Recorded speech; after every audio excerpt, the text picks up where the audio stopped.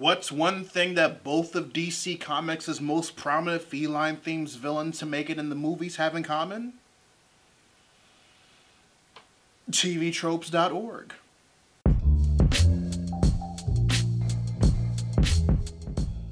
Readers, I'd be lying if I said that one of the things that I was excited to experience about Wonder Woman 1984 wasn't Kristen Wiig's depiction of Cheetah. More specifically, how she was going to depict her pre-transformation self, Dr. Barbara Minerva, and her relationship with Diana Prince. Because, I'll be honest, the initial announcement of her casting in this years ago threw me off, but in a good way, considering what I already knew about Barbara from the comics and various animated depictions about her. My main concern was whether or not she'd pretend to be British to match her various counterparts, or adapt the character to be American.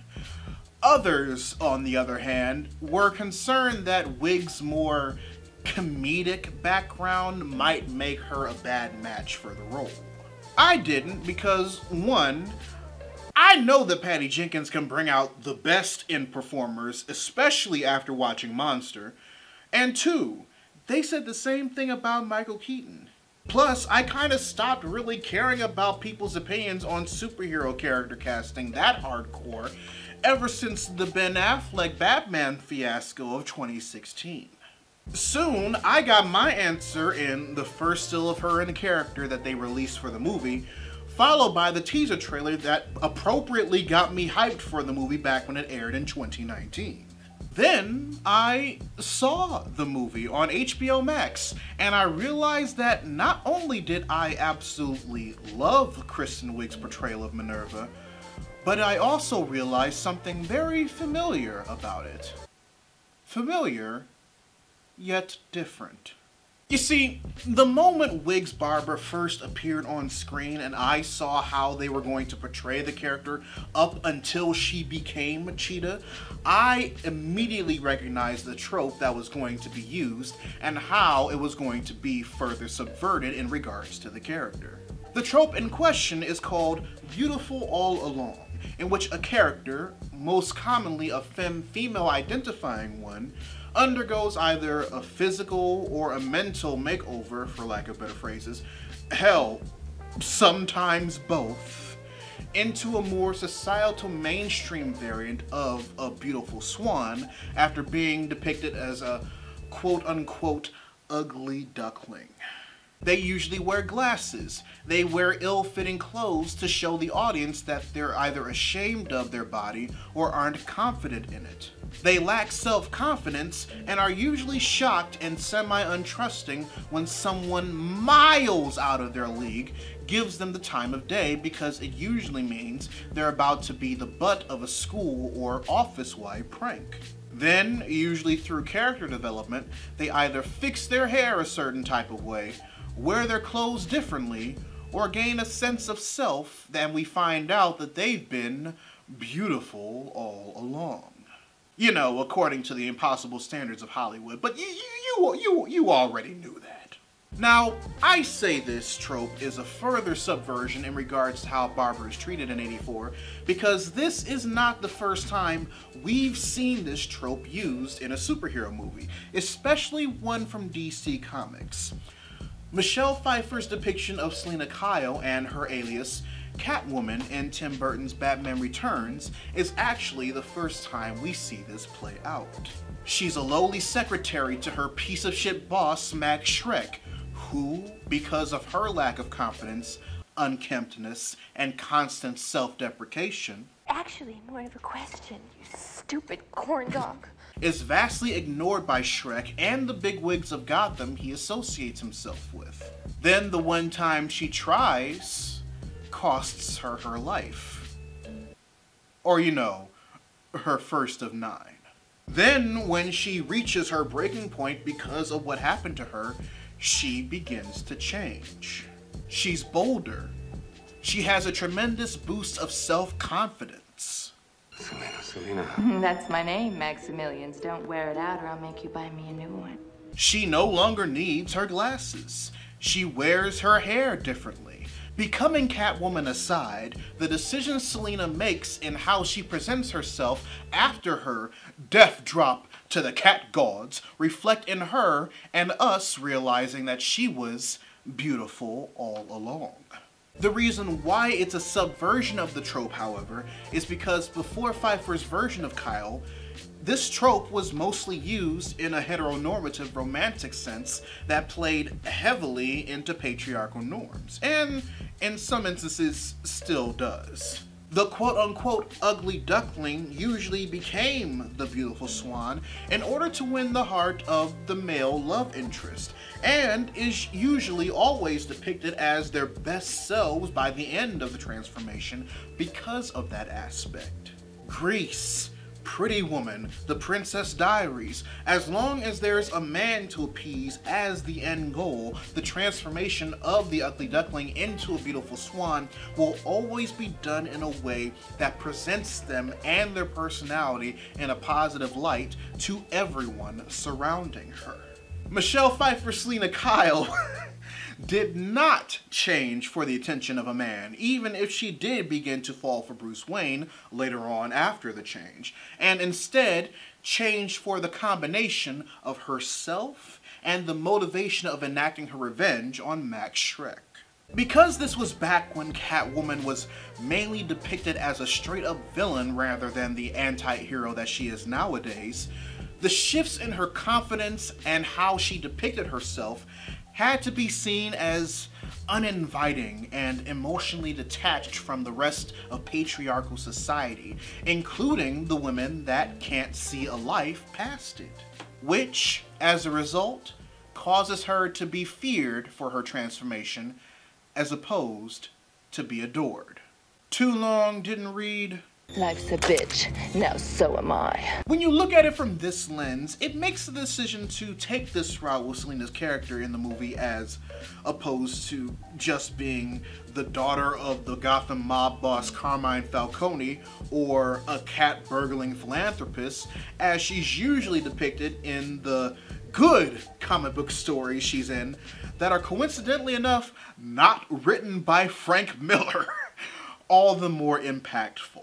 Not only did the subversion help bring attention to the patriarchal dogma that usually attached itself to the trope back in the day, but ever since the potent rise of more feminist practices and ideology in modern society, the original intent of Selina Kyle's subversion of beautiful all along has since been reclaimed to mean something more positive and anti-establishment driven. And that's not even counting how many queer people look at Selina's journey in releasing her true unhinged self and claim it as a spiritual awakening for themselves. Because of this, Michelle Pfeiffer's Catwoman, intentional or not, became the blueprint for how both Patty Jenkins and Ray Fisher's second harasser on the set of Justice League would handle Kristen Wiig's transition from Barbara Minerva to Cheetah. And as I've stated near the beginning of this video, those who already seen Batman Returns can spot this easily in Wonder Woman 1984. The difference between how Michelle Pfeiffer's Selina Kyle subverted the trope versus how Kristen Wiig's Barbara Minerva subverted the trope, however, is that while society has somewhat evolved to the point of no longer stigmatizing the breakdown of Kyle's character in Batman Returns, Wonder Woman 1984 takes that subverted trope, applies it to Barbara, and tells a story of what happens if the Catwoman subversion of the trope in question happens for the wrong reasons. As I stated earlier, Kristen Wiig's Barbara Minerva ticks a lot of the same boxes as Michelle Pfeiffer's Selina Kyle did. She's stereotypically unconventional when it comes to attractiveness, according to film and television's depiction of societal standards. She's awkward and lacks self-confidence to the point where people either don't notice her or remember her, even when they should. I'm Barbara. Remember you hired me? Started last week. Oh! Gemologist. Yes, I'm a geologist. Even her blonde hair and the decision to give her glasses is straight from Selina's lookbook. It starts to take a turn into uncharted territory, however, when Diana enters the picture. because while Selena's motive to change was out of resentment and revenge, Barbara's was out of envy and desire. Diana takes the place of the traditional heteronormative use of the beautiful all along trope of Barbara the moment she helps her pick up her displaced paperwork from the floor. The subversion here is supposed to be that Barbara finally gained the attention of someone, and it's in this beautiful, confident, and strong woman as opposed to a traditionally tall, dark but still white, and handsome man. As they befriend each other, to Barbara, Diana becomes the goal. Not as far as winning her love or anything like that, like in the comics. Remember, the writers are straight, and at least one of them refuses to know any better according to his body of work. But instead becomes the goal for Barbara to achieve. Diana has everything she wants: strength, presence, confidence, conventional beauty. And while Barbara coveted them enough to wish for them with the Dreamstone, the tragic irony in how well the two's dynamic is made in this movie is that Diana saw all of that within Barbara from the start. The kicker is so did we. So when Barbara begins to lose what makes her Barbara in exchange for what the Dreamstone granted her, what once was envy grows into spite. Because as far as Barbara's point of view is concerned, Diana wants Barbara to give up what it's like to be just like her. Strong, beautiful, and confident, refusing to acknowledge that she made the wish that granted her this, all for the wrong reasons.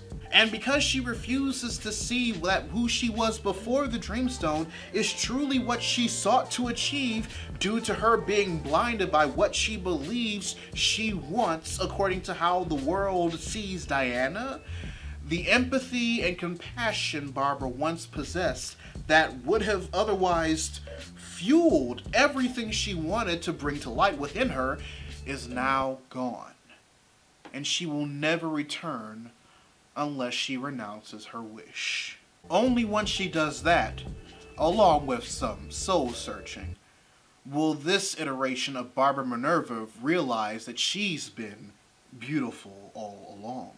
So while we now have two very good examples of this trope being subverted, thanks to Michelle Pfeiffer and Kristen Wiig, they're both done in ways that actually show how they really reflect each other. While Selena Kyle realized what was inside her and brought it out in ways that gave her the confidence to be her best self without being restricted to societal norms, Barbara coveted things she thought she didn't have from someone who only kept themselves within the brackets of societal norms in order to keep from being noticed and drawing attention to herself, thus becoming the worst version of herself in order to obtain it, unknowing that she had were the things that she wanted within her all along. Go figure that the two cat-themed antagonists from DC Comics to make it on the silver screen would also end up being two sides of the same coin. But I digress, readers. Your homework assignment for the day. Write in the comment section below what you thought of Kristen Wiig's performance as Cheetah in Wonder Woman 1984. You know, if you've seen it. Or if you feel like sharing with the rest of the class, write in the comment section below an example of the beautiful all along trope that you've seen that, like Michelle Pfeiffer, Selena Kyle, doesn't conform to patriarchal norms and isn't looked at as antagonistic because of it. Whichever one you decide to answer, I'd love to know your thoughts. If you want to help financially support the channel, you can join my Patreon by clicking the card at the end of the video or in the link in the description down below, where you can also find a link to my merchandise store. Or if you prefer to give a one-time donation, you can find links to my PayPal and my Ko-fi account in the description box as well. Also, make sure you subscribe to the channel and turn on notifications, because I post new videos every Monday, Wednesday, and every other Friday. But until then, this is Readus 101. Class dismissed.